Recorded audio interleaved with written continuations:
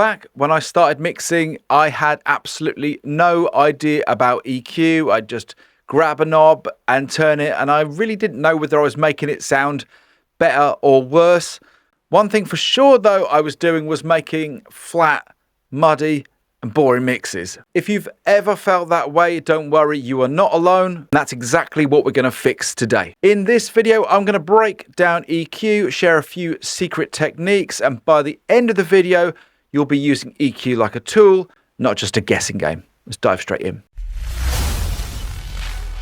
EQ is short for equalization, and it's basically the art of shaping sound. Think of it a bit like seasoning food. You've got your salt, your pepper, and your spices.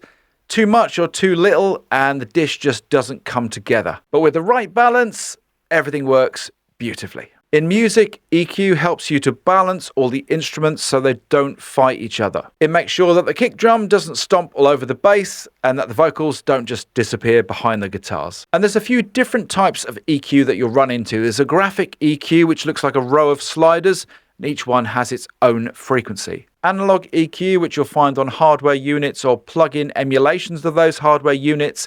They'll often bring their own color or character to the sound. And parametric EQ, which you'll find in all DAWs, and that's what we're going to focus on today. So here's a typical parametric EQ. Each dot or band represents a frequency that you can either boost or cut. Your Q represents how wide or narrow your adjustment is. A wide Q is going to affect a big chunk of frequencies like a smooth curve, where a more narrow Q is going to act much more surgically like a scalpel and target a very specific spot. And there's a few EQ shapes which you'll find yourself using all the time. A high pass filter which will cut out the low end whilst letting the highs pass through. This is especially good for cleaning up vocals, guitars, or anything that you don't want rumbling. The opposite is a low pass filter. This cuts out the highs whilst letting the lows through. This is particularly useful for removing harshness. This is a bell curve, and you'll use this to boost or cut around a specific frequency. And a shelf, which will boost or cut everything below or above a certain point. You can think of this like raising or lowering a whole section of sound. If you think of your mix like a puzzle, then each instrument is a piece. Imagine when you open the box, everything's in a mess. EQ lets you carve out a space so each piece has its place. Now, it's not an exact puzzle, but it's a really good way to think of it. For an example, if the bass and the kick are clashing, you might want to cut some of the low frequency from the bass to allow the kick to breathe. Or if the vocals sound buried under the guitars, you might want to cut some of the mid-range in the guitars to let the vocal pop through. Now, it's an art form. It's not about making everything perfect, but it's about making everything fit together. Let's check out some real examples. Let's take a look at a vocal. First off, I'm going to bring in a high pass filter. Just check out all this low end unnecessary information we've got down here. Neighborhood, there's trouble in the streets, it don't look too good. Don't look, it's a little story about my neighborhood. There's trouble in the streets, it don't look too good. Don't look, it's a little story about my neighborhood. There's trouble in the streets, it don't look too good. If you use your high pass too far, then you'll start to hear the vocal thinning out. Don't look, it's a little story about my neighborhood. There's trouble in the streets, it don't look too good. Don't look, it's a little story. Next, I'm going to apply a small boost to the upper mid, somewhere around 2 to 5k, looking to add a little bit more clarity to my vocal. There's trouble in the streets, it don't look too good. Don't look, it's a little story about my neighborhood. There's trouble in the streets, it don't look too good. Don't look, it's a little story about my neighborhood. There's trouble in the streets, it don't look too good. Don't look, it's a little story about my neighborhood. There's trouble in the streets, it don't look too good. And I'm going to use a shelf boost around 10k to add a little bit of air and sparkle to the vocal. Don't look, it's a little story about my neighborhood. There's trouble in the streets, it don't look too good. Don't look, it's a little story about my neighborhood. There's trouble in the streets, it don't look too good. It's a little story about my neighborhood. There's trouble in the streets, it don't look too good. Here's my kick drum, and if I want to add some thump to my kick, I'm going to make a boost around 60 to 100 hertz.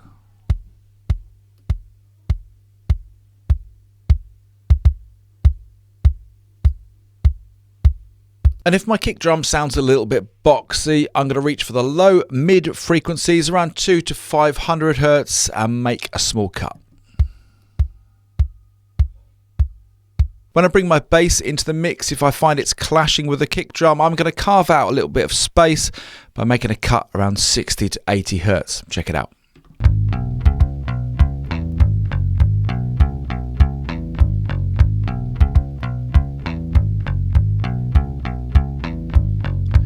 And for a little bit of extra presence, I'm going to bring in a boost around 6 to 7k.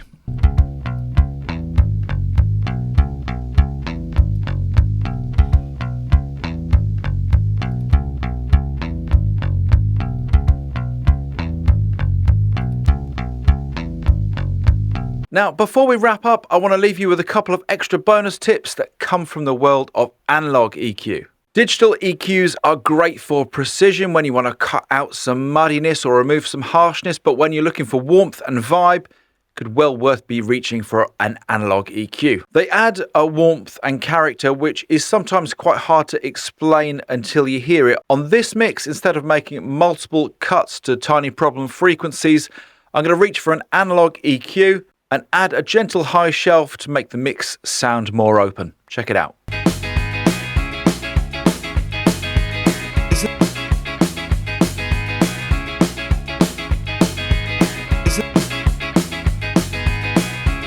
So you can really hear that boost on this Pultec style EQ at 10k has helped to add some air and open up our mix bus. I'm going to bring in a small boost around 100 hertz too, just to fatten out that low end. Check it out.